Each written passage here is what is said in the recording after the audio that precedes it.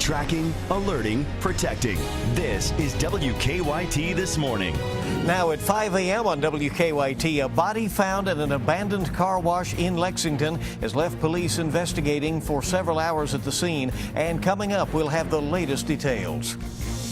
For the first time in years, Big Blue Madness will not be broadcast live by any local TV outlets. Coming up, we'll tell you how to stay posted up on the Cats this Friday night. And the Kentucky Senators race heating up as both candidates went head-to-head in a televised debate. Those stories and more. Breaking news as it happens. It's coming up on WKYT This Morning. Hello there. Good morning and welcome. It's good to have you along with us. It sure is raining out there. I'm Bill Bryant. And I'm Rebecca Smith. Yeah, you may definitely have to take it easy on the roads. Sometimes when that rain starts coming down, you can barely see the lines. Yeah. To slow you up, and really you should use caution this morning.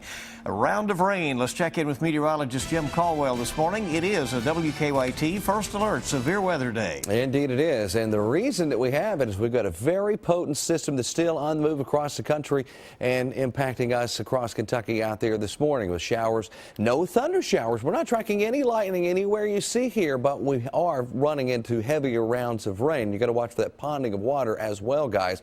We go down to southern Kentucky, where it is a little heavier from Somerset out toward London, right along I-75 and going right through Williamsburg. We're tracking some of those heavier showers here this morning. Again, no lightning associated with those, but you don't need that. We've got enough of an issue with the heavy rounds of rain that continue to fall. Flash flood watch also running through later on today for this area, highlighted in green, basically from here in Lexington down I-75 to London, Williamsburg, and then out into eastern Kentucky as well. Slight risk of severe weather still rolling through parts of eastern Kentucky today as we expect another line of thunderstorms to develop that might be producing strong winds, maybe some larger hail, and even with the spin in the atmosphere, maybe some rotating thunderstorm cells, which would suggest maybe some tornadic activity. Very, very small possibility, but we're watching all of that.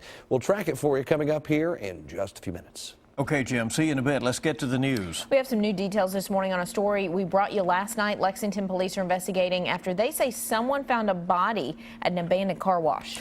And that used to be the premier car wash out on West New Circle Road. Obviously, a lot of questions at that scene. WKYT's Whitney Wetzel is live from the area where the investigation is going on. Whitney, when did they find the body? Good morning, Bill. Well, today an autopsy is scheduled to try and figure out how this man died. His body was found around 7:30 last night at this premier car wash on West New Circle. You may remember that it used to be called Mr. Sparkle, but it's been closed for several months now. So far, there are a lot of unanswered questions about this situation. Investigators are still in the preliminary phase, so right now the coroner has not released any specific details about the man's injuries or when the man actually died. However, because of the man's injuries, the coroner says they are investigating his death as a homicide. We haven't been able to move him just in order for us to collect a lot of evidence. Our forensic team is here from the police department doing that right now. Once we're able to move him, hopefully I'll be able to see his wounds better to try to determine the exact cause of death. Now, as far as the identity of this man, again, little information has been released so far. All we know right now is that he is a white man. The coroner could not tell us an age range. Again, an autopsy is scheduled for later today. Live in Lexington, Whitney Wetzel, WKYT. Whitney, thank you. We're learning that there are still some unknowns about the investigation into a hotel explosion that happened in Lexington at the Fairfield Inn and Suites on Beaumont Center back on September 7th. In a newly released report, the Lexington Fire Department says it confirmed that a car crashed into the hotel's gas meter right before the explosion. But the report goes on to say firefighters couldn't narrow down what specifically sparked the blast. A traffic stop helped police arrest 4 people suspected of dealing drugs. State police say they found David Ellis, Matthew Parton, Nicole Pritchard, and David Moss in a car headed north on I-75 in Scott County. Now, each one is charged with 2 counts of trafficking drugs. Ellis also faces several traffic-related charges as well. Kentucky State Police arrested a man who they say stole hay bales from a Whitley County farm. Deputies say a farm owner called them to say someone had stolen hay bales from his farm in the Mud Creek area and that he had found the 9 bales in the Sandy Flats area. When deputies showed up, they say they found 20-year-old Tyler Bolin at a nearby home. He admitted to the theft but couldn't say why he took it. Bolin was arrested and charged with theft of items costing more than $500.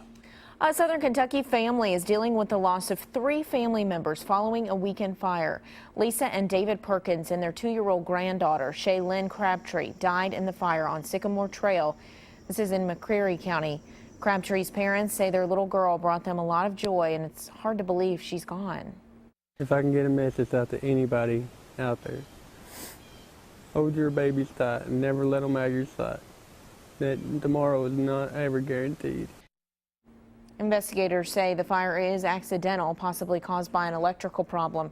The family thinks a heater may be to blame. A woman wants to help some eastern Kentucky firefighters, even though she lives hundreds of miles away from them. Rhonda Eastep and Gregory Alley were in the Warfield Fire Department's main fire station when they tried to cross a bridge in Martin County last month. The bridge collapsed and the truck fell into the creek. Kay Chapman out of Goshen, Indiana, saw the story and set up a GoFundMe account for the department. That kind of touches at your heartstrings, you know, that our pain helped her.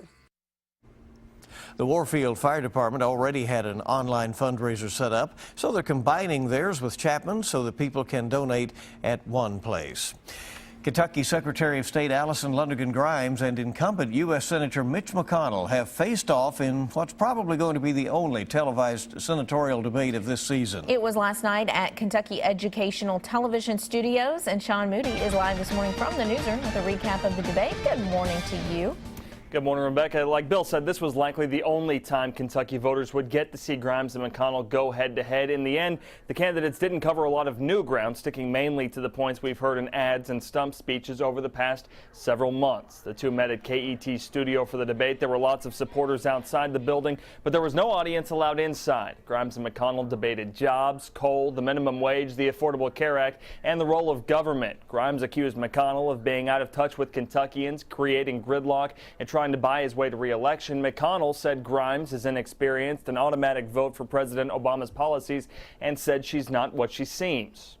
She's made major efforts to try to deceive the people of Kentucky about her own views and where she's likely to go if she were to get there.